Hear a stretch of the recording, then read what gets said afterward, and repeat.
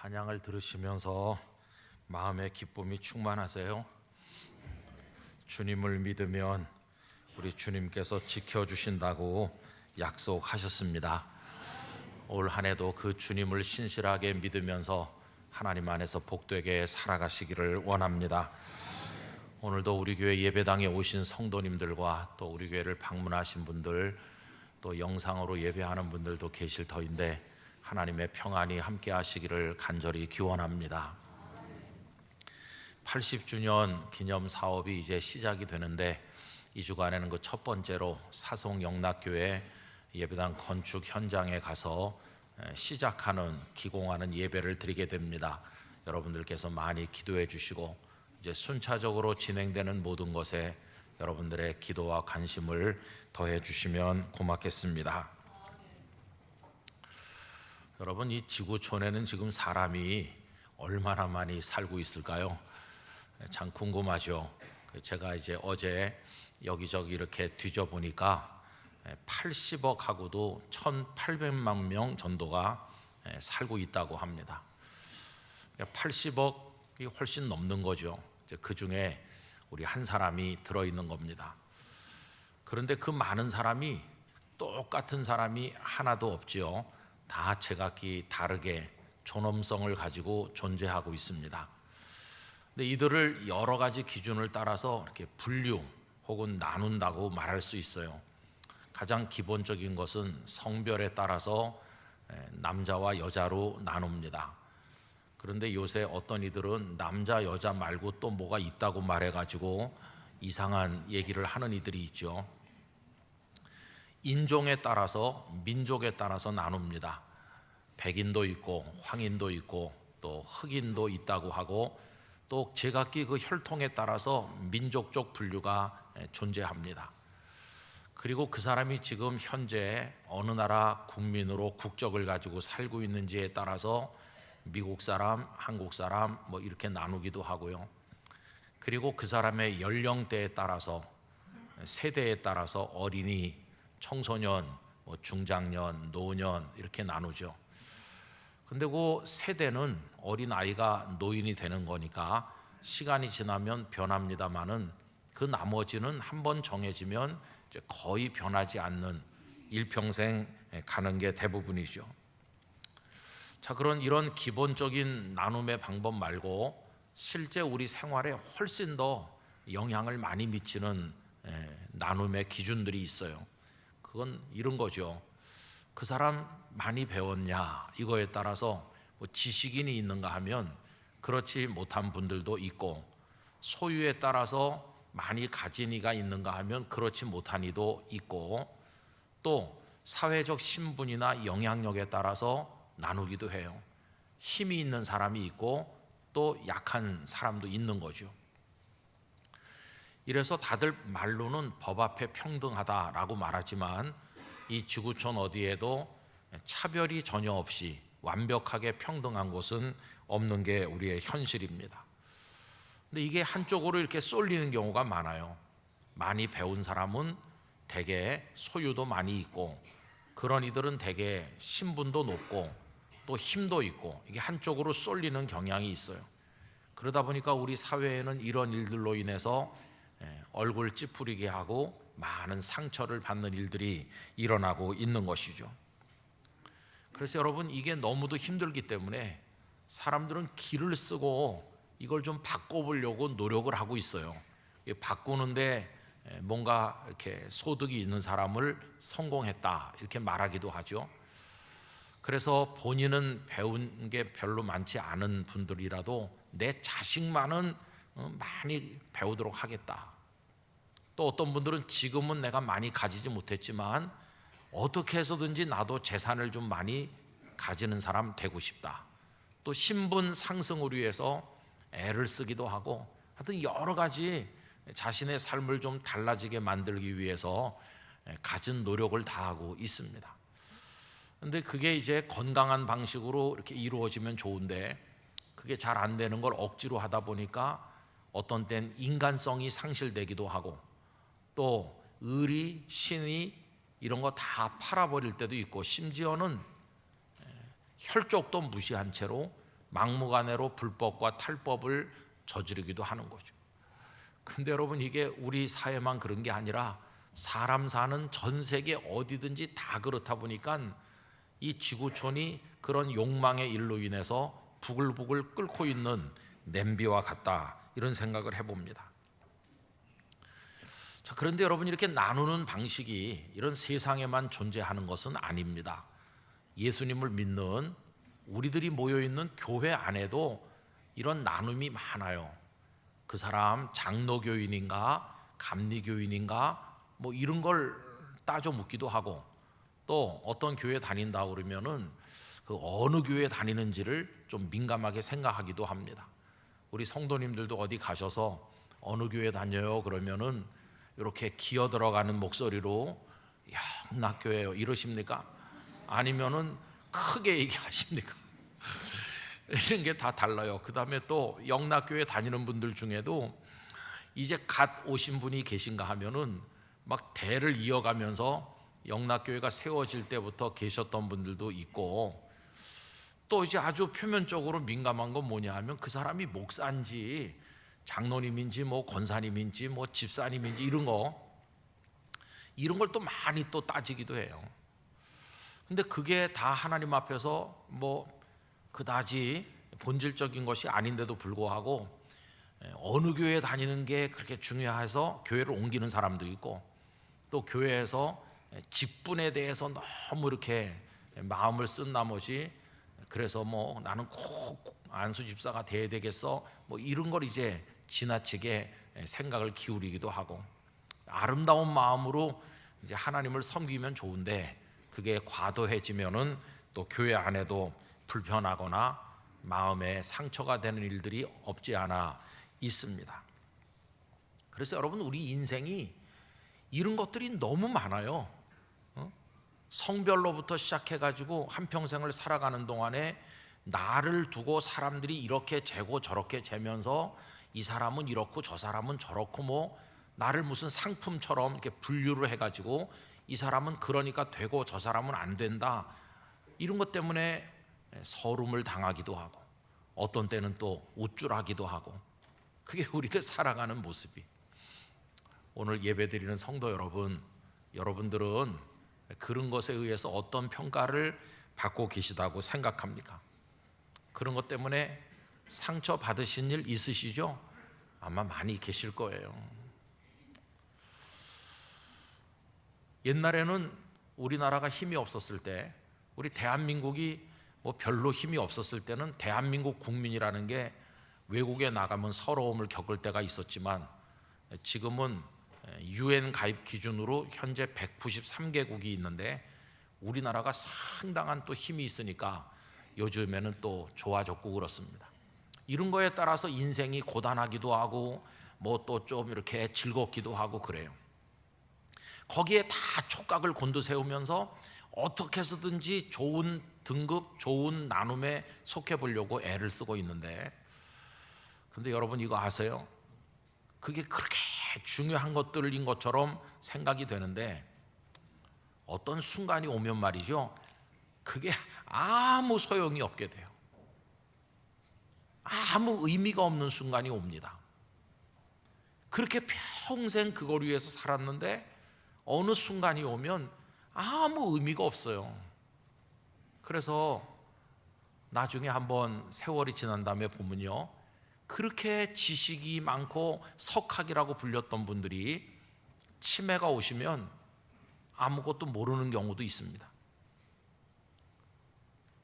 돈이 그렇게 많으니까 마지막에 가면 그 돈을 쓸어 나갈 기운이 없어가지고 그 돈이 아무 의미가 없게 되는 순간이 옵니다. 여러분, 이 결정적인 순간을 우리 뭐라고 말하면 될까요? 뭐 여러 가지로 말할 수 있죠. 우리 인생이 끝나는 순간, 아니면은 하나님께서 우리를 부르시는 순간, 하나님 앞에 서게 되는 그 순간이 도래하면 평생 동안 내가 그렇게 목을 메고 살던 그 모든 나눔의 기준이 다 소용이 없게 돼요. 조금 더 적나라하게 말하면 그 순간은 죽는 순간이죠. 죽는 순간이 오면 만인이 하나님 앞에 평등합니다. 부자도 가난한 사람도 배운 사람도 많이 못 배운 이도 남자도 여자도 어느 나라 사람이든 그 인종과 혈통이 어떠하든지 이 세상에 어떤 차이가 있었든지 간에 뭐 장로교인이든 감리교인이든 목사든 뭐 오늘 처음 믿은 이든 누구든지 똑같이 하나님이 부르시게 되면 죽는 것이고, 그때는 그 모든 평생을 지배했던 분류, 나눔의 기준이 아무 소용이 없게 되는 것이죠. 그때가 되면요 다 사라지고 이것만 남죠. 죽은 사람과 살아남은 사람, 이렇게 나뉠 거예요. 죽은 사람과 살아남은 사람. 이미 많은 분들이 돌아가셨잖아요. 그분들은 앞에다 고자를 붙여가지고 죽은 분 이렇게 해요. 그리고 우린 아직 나는 다행히 살아서 숨쉬고 있어, 나는 살아남은 사람이야 생각을 하는데 여러분, 아직 살아남아 있는 사람은 다른 말로 바꿔 말하면 곧 죽을 사람이라는 뜻이에요. 아직 살아있는 것 뿐이지, 아직. 조금 있으면 우리 앞에도 고자가 붙어요. 언젠가 말씀드린 적이 있지만 제가 인터넷에서 뭘 검색하다 보니까 고 김은성 씨 이렇게 나와서 제가 눈이 휘둥그레졌어요. 그래서 어떤 분이 나랑 이름이 똑같은가 보니까 어떤 분의 부고가 떴는데 그분이 저랑 이름이 똑같더라고요. 머지않아서 저도 앞에 고자가 붙을 거예요. 우리 다 똑같아요. 그러니까 여러분, 지금은 뭐 죽은 분과 살아남은 사람으로 이렇게 나뉘는 것 같지만, 그러나 마지막에 가보면요 모두 죽은 사람이에요. 그죠? 한 명도 빼지 않고 전원이 다, 이 땅에 숨쉬는 모든 사람이 다 죽은 자가 될 겁니다. 그때가 되면은 유일하게 남는 사람을 나누는 방법이 있어요. 그때 딱 하나 남아요. 그동안에 그렇게 많이 존재했던 사람을 나누는 방법은 온데간데 없이 사라지고 마지막에 딱 하나 남아요. 그게 뭔지 아세요? 그건요, 용서받지 못한 죄인인가 아니면 용서받은 죄인인가, 그것만 남아요. 여러분, 용서받지 못한 죄인, 자기가 죄인인지도 모르고 욕망 속에서 교만하게 하나님을 대적하며 살다가 회개할 기회를 잃어버리고 결국은 그 죄를 끌어안은 채로 영원한 형벌에 멸망할 사람, 그런 사람과 자기가 죄인이라는 걸 깨닫고 하나님 앞에 철저하게 회개함으로 말미암아서 용서받고 죽어 마땅하지만 은혜를 입어서 영원한 생명에 들어가는 용서받은 죄인, 이렇게 둘로 나뉘는 것이에요. 여러분, 그러면 우리가 이 땅에 사는 동안에 무엇을 위해 살아야 할까요?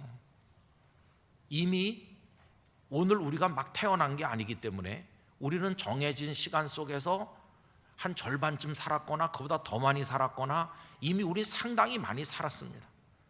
그래서 남아있는 시간이 얼마 안 되는 분들도 많이 계셔요. 그런 거 자투리같이 남아있는 그 짧은 시간, 아직도 하나님께서 기다려주시는 그 시간에 무엇에 우리의 모든 걸 걸어야 될 것인가 라고 묻는다면, 아까 처음에 말씀드린 그런 거를 어떻게 좀 바꿔보려고 안간힘을 쓸 게 아니라 가장 중요한 맨 마지막에 남는 게 용서받지 못한 죄인과 용서받은 죄인, 이걸로 나누는 것만 남으니까 뭘 위해 힘써야 될까요? 용서받은 죄인으로 구원받는 하나님의 사람이 되는 일에 우리의 최선을 다해야 된다는 걸 알 수 있어요. 로마서 3장 10절은 의인은 없나니 한 사람도 없다고 그랬어요. 모두가 다 죄인이고 모두가 다 죽은 자가 되는 건데, 그럼 맨 마지막에 남는 게 그거 하나뿐이라면 어떻게 해서라도 용서받은 죄인이 되어서 하나님의 구원을 얻어야 되는 거예요. 저는 우리 영당교회 성도들 어느 한 명의 소외자도 없이 다 용서받는 은총을 얻으시기를 축원합니다. 그걸 위해 마음을 쓰시기를 바랍니다. 그런데 유감스럽게도 세상 사람들은 눈앞에 있는 거기다가 목숨을 걸지, 그걸 위해서 온갖 일을 다 하면서도 밤잠을 안 자고 온갖 걸 쏟아 부으면서도 그 남아있는 소중한 시간 동안에 하나님의 용서를 받는 사람이 되는 일에 관심이 없는 사람이 많아요. 더 마음이 갑갑한 것은 교회를 다니는 이들 중에도 이 용서받는다는 게 얼마나 중요한 축복인가를 잘 모르는 이들이 있는 것 같아요. 그게 너무나 안타까운 거죠. 여러분, 용서받는다는 건 죄사함 받는 건데 그게 어떻게 가능합니까? 그거는 다른 어떤 방법으로도 안 돼요. 내가 엄청난 지식을 가져도, 재물을 가져도, 뭐 최상위층 신분을 가져도, 영향력이 커도 안 되는 겁니다. 뭐 여자라고 되고 남자라고 되고 그런 것도 없고요. 어느 나라 사람인지 그것도 중요하지도 않고요. 장로교인인지 감리교인인지 그것도 중요한 게 아니에요. 죄사함을 받는 것은 그 방법이 딱 하나입니다. 예수 그리스도를 통하는 것입니다. 예수님의 십자가 보혈로 씻김 받는 겁니다. 그거 외에는 그 어떤 방법도 없는 게 이 죄 용서를 받는 것입니다. 예수님은 이걸 위해서 이 땅에 오셨고, 이걸 위해서 우리를 위하여 십자가를 지시고 보배로운 피를 흘려주셔서 우리로 하여금 죄 사함 받는 길이 있도록 은혜를 베풀어 주신 것입니다. 오늘 읽은 말씀이 바로 그걸 보여줍니다. 겟세마네 동산에서 체포되시던 밤, 그 동산에 올라가시기 전에 예수님께서 제자들과 마지막 식탁을 나누시는데, 그게 원래는 유월절 식사였지만 예수님은 그것을 성만찬으로 바꾸셨죠. 그런데 그 자리에서 당신의 몸을 말씀하시면서 떡을 나눠주시고, 그 다음에 당신의 보배로운 피를 말씀하시면서 잔을 얘기하시는데, 돌려주시는데, 그때 명백하게 말씀하셨어요. 여러분, 오늘 읽은 본문 가운데서 28절 말씀을 함께 읽도록 하겠습니다. 이것은 죄사함을 얻게 하려고 많은 사람을 위하여 흘리는 바 나의 피 곧 언약의 피니라. 아멘. 분명하게 예수님 직접 말씀하시잖아요. 이거 너희들에게 나눠주는 이 잔, 이게 뭐냐 하면 죄사함을 얻게 하려고 분명하게 말씀하셨어요. 죄사함을 얻게 하려고 너희에게 주는 거라고, 너희를 위해서 흘리는 나의 피라고. 뭐 군더더기 다른 설명이 일절 없어요. 죄사함을 얻게 하려고 너희에게 주는 거다. 이걸 위해 피 흘렸다. 여러분, 예수님은 명백하게 말씀하셨어요. 이 죄사함이라고 하는 게 우리가 예수님을 믿는 목적이요, 그걸 통해서만이 영원한 생명으로 나갈 수 있는 것입니다. 우리 기독교 복음은 굉장히 그 폭이 넓어요. 그래서 주일날 설교도 아주 주제가 다양해요. 뭐 국가에 대해 얘기할 수도 있고, 가정생활, 뭐 경제생활, 다양한 주제로 말씀을 나눌 수 있지만은 생애 마지막으로 딱 한 편의 설교를 듣는다면 무슨 설교를 들어야 될 것인가? 예수 그리스도를 통해서 주시는 죄사함, 죄사함을 통해서 얻는 용서와 구원의 복음, 그 영원한 생명의 복음, 바로 그것이 마지막에 들어야 될 말씀이라고 저는 믿습니다. 오늘 우리는 성만찬 예식을 거행하게 될 텐데, 이 성찬의 의미가 바로 그것이에요. 죄사함을 얻게 하려고, 죄사함을 얻게 하려고. 저는 오늘 이 예배에 참여하시고 성만찬을 나눈 우리가 예수님을 통해서, 그 보혈을 통해 완벽하게 죄사함 받은 하나님의 자녀가 되기를 원합니다. 죄로부터 완전히 벗어나게 되기를 원합니다. 더 이상 죄가 우리를 지배하지 못하는 권세를 얻게 되기를 원합니다. 여러분, 죄가 우리를 떠나가게 되면, 용서를 받게 되면, 죄 때문에 왔던 사망 권세도 더 이상 우리를 지배할 수 없어서 사망이 우리 위에 왕노릇하지 못하게 될 것이고, 우리는 마귀의 손에서 벗어나 존귀하신 하나님의 아들과 딸이 될 것이요, 사탄에 대해서 예수님의 이름으로 명령하는 영적 권위를 가지게 될 것입니다. 이게 죄사함의 놀라운 은총입니다. 그리고 여러분, 아까도 말씀드린 것처럼 나이가 먹을수록요, 다른 건 다 이게 의미가 없어져요. 나이가 먹으면 먹을수록 기력도 떨어지고 기억력도 없고 또 애착심도 없어지고 다른 건 다 시들해지지만, 나이가 많이 먹으면 먹을수록, 마지막 순간이 다가오면 다가올수록 더 빛이 나고 더 우리에게 소중해지는 것은 이 죄사함을 통한 영원한 생명의 구원인 것입니다. 그래서 우리에게 마지막 호흡이 남아있을 때, 한마디 마지막 호흡이 남아있을 때 하나님께 드릴 고백이 있다면, 오 주여 보혈로 나를 용서하심으로 하나님 자녀 되게 하시고 영생을 주시는 하나님을 찬양합니다. 마지막에 우리가 드릴 찬양은 그거 한마디밖에 없는 것입니다. 저는 우리 영락교회 성도들이 예수님을 잘 믿으시기를 바랍니다. 옳게 믿으시기를 바랍니다. 확실하게 믿으시기를 바랍니다. 그 핵심에 예수님의 십자가가 있는 것이므로 십자가 보혈을 믿으시기 바랍니다. 그것이 부활의 생명으로 이어질 때 그 부활의 능력을 얻으실 걸 믿으시기 바랍니다. 그리고 그것이 우리에게 영원한 생명이 된다는 사실을 확신하시기를 바랍니다. 나는 죄사함 받았고 나는 영원한 생명에 참여하는 축복을 약속받은 사람이고, 내가 오늘 하나님의 부름 받아도 나는 하나님의 품에 안기게 될 줄로 믿습니다. 그런 확신 가운데 우리 주님을 경외하시기를 바라는 것입니다. 마지막 그 순간이 오면 이 세상에서 우리를 무시하고 기세등등하게 자신의 욕망에 따라 살던 많은 사람들이 다 저 멸망으로 떨어진다 할지라도, 보잘것없는 우리였지만 예수님의 보혈, 그 죄사함의 은혜로 인하여 우리는 주님의 품에 안기게 될 것입니다. 그 놀라운 복음의 축복이 우리 모두에게 함께 하기를 진심으로 축원합니다. 기도하겠습니다. 거룩하신 아버지 하나님, 주 예수님을 이 땅에 보내주셨고, 예수님은 이 땅에 사시면서 십자가를 지시고 보혈을 흘리셨는데, 오늘 말씀에서 친히 이르시기를 죄사함을 얻게 하려고 이 피를 흘리는 것이라고 하셨습니다.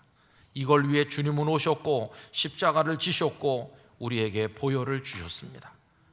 이것이야말로 우리가 주님을 믿는 가장 근원적인 목적임을 잊어버리지 말고, 모든 성도가 죄사함 받은 하나님의 자녀로 영원한 생명에 이르게 하여 주시옵소서. 예수님의 이름으로 기도드리옵나이다.